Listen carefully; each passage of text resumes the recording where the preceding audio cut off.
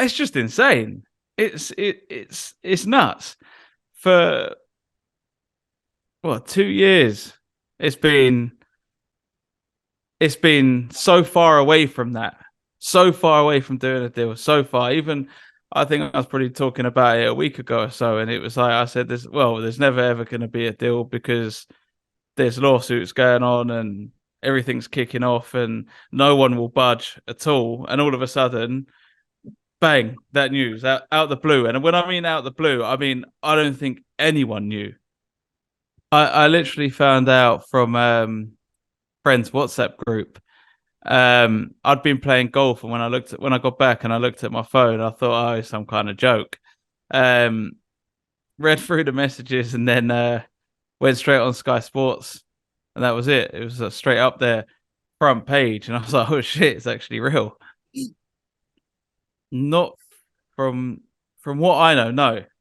As I said, I was reading earlier today. I don't even think Tiger or Rory knew. And I mean, if they don't know, then none of us are going to know. Potentially, I think it pretty some respect could help him, because I think he's just going to turn around and say, "All right, I'm going to concentrate and I'm going to do me," and that's what he should. And I've kind of been hoping Rory would do that, and he shouldn't have to get involved and back the PGA Tour as hard as he should have. I think he's wasted a lot of energy on that, and I'd love to just see him focus on his golf and pick up more titles and more majors, because he's he's one of the best golfers we've seen in history of golf, and I just want to see him concentrate on his golf. So hopefully, I think hopefully it gets through this meeting and he just goes, do you know what? I'm not involved. Just let it be. And he can crack on. And I'd like to see him do that, to be honest. Depends how they format it. From a player's point of view, if they format it where a player can tee it up on any of the three tours, knowing that, or especially the DP tour, if I can tee it up knowing if I have a good couple of seasons and I can get into Ryder Cup, if I could get into whatever the live, or how they're going to format the tournaments, and there's a way that you could be rewarded, and any player could be rewarded for playing good golf and getting into like these high money bonus events, which I'm sure that's going to happen. Then great from a player's point of view. I think, yeah, there's going to be a lot of unhappy people and a lot of unhappy players currently right now. I mean, my first thoughts is people who have backed the tour, like Rory's, John Rahm's, Hideki's, people like that, and have turned down a hell of a lot of money.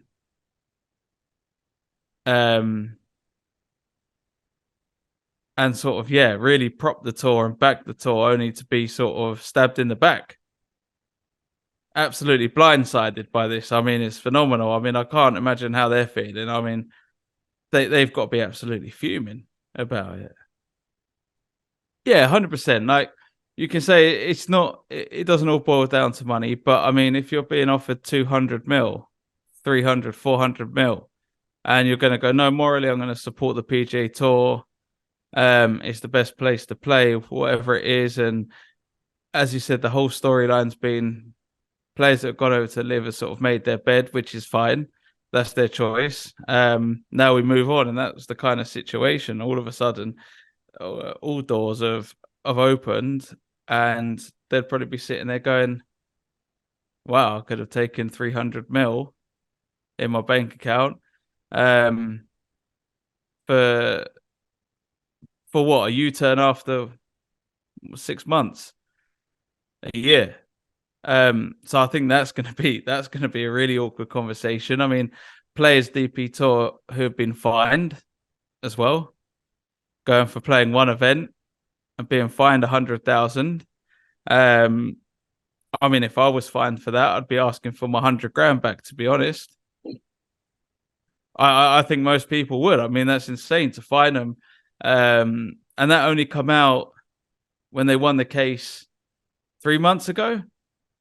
as well. So there's some real messy bits in this.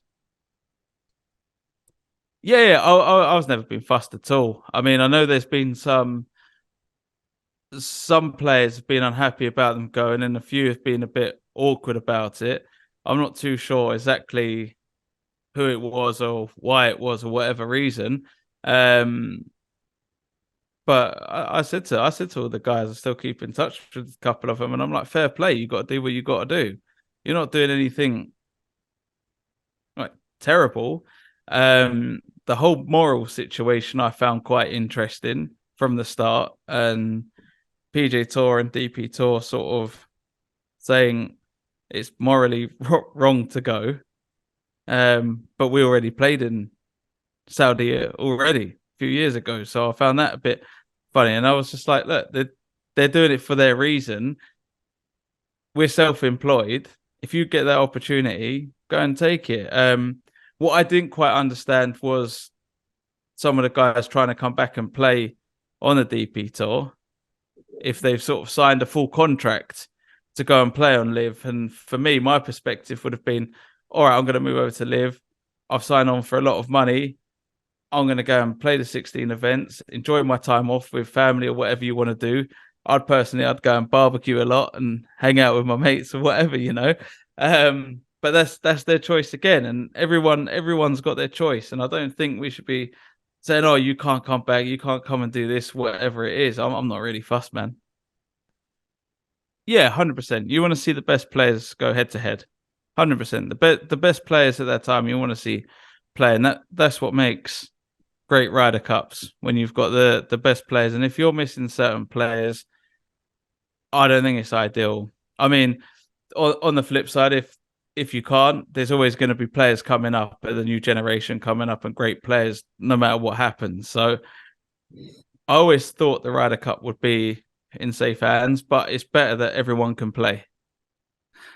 It'd be interesting if there's another one that comes up in a year's time. Like, oh no, not again. You never know. You can never say never. Look what's happened. You can never say never. If there is, there is. You never ever know. And maybe obviously this is Saudi back, but maybe another backer wants to come and start something new. You've seen it with the cricket, with the IPL, and now there's loads of sort of T20s knocking around, going all over the world. So you can never say never. Hopefully now these three can settle down and actually build something good. And as a player, as I said, I want to be able to step up on that first tee, knowing that if I play well, you can have a lot of crazy opportunities if you do. So I don't think it's bad for the players, and I think it's good for golf that we're out this crazy sort of standoff. I think that's really good that's kind of happened, because the standoff's not healthy for golf. So we can kind of move on. I just feel for a lot of the players who have either backed the tour or turned down certain deals. Yeah, I think a lot of players are going to struggle with trust. And I think the whole thing that's quite interesting is generally the PGA Tour and DP Tour are built on the players own the tour. We have control, and literally we have zero control. And you've seen that now. Not even Rory or Tiger. The players don't have an actual say in it. And what I would like to see from the media going forward is, instead of asking the players, why are you playing, if they're not happy where the money's coming from, they should just be asking now, Jay Monahan, Keith Pelly, these guys, it's not up to us anymore. You look at the football players who play for Newcastle, we're in the same situation now. So I think the players should be freed up of any questions. And if I was to get pipped about where the money's coming from, I say speak to them, because we're supposed to have a say and we don't. So my pitch all along has been, I'd like to see a kind of IPL kind of what's the word? They have franchise. They have the franchises, and then they do the draft, don't they? Mm. So I'd love to see the golf go into almost that kind of situation where PGA or DP Tour play up until the end of July, and there's a big draft for the live kind of stuff. So no one knows what team they're gonna be on. You're gonna have captains for that team, but no one really knows who they're going to be playing for, and then go into a big team kind of shootout for a few months. And I think that would be a really good way to work it. I don't think it happened, but in my perfect world, I'd love to see that happen. Oh, I think Kepka's going to be hard to beat. We've seen him go on a run for in the past over sort of 17, 18, around that time where he won 3, 4 majors in a really short space of time. He's back, his confidence up. He's already won PGA. I think the PGA played a little bit like a US Open. He's won it a couple of times before. I think he's going to be hard to beat.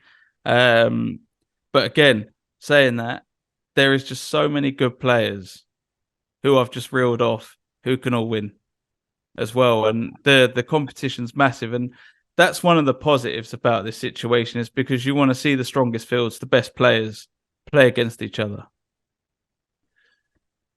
I think every player, every pro can just turn around and thank him for the last 20 odd years. I mean, he's transformed the game, changed the game. You rarely get people come like that. You're talking like Michael Jordan status. He's one of them that's transformed our game, and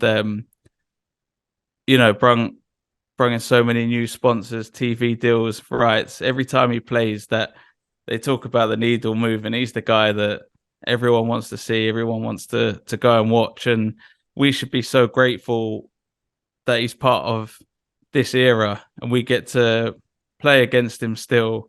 I mean, what he's had to overcome through the injuries, and I just hope this last one on his foot or his ankle, whatever it is one of the last ones, and he can get through and play the next few years, because we all want to see him out there. And as I said, from a professional, I just thank you to him.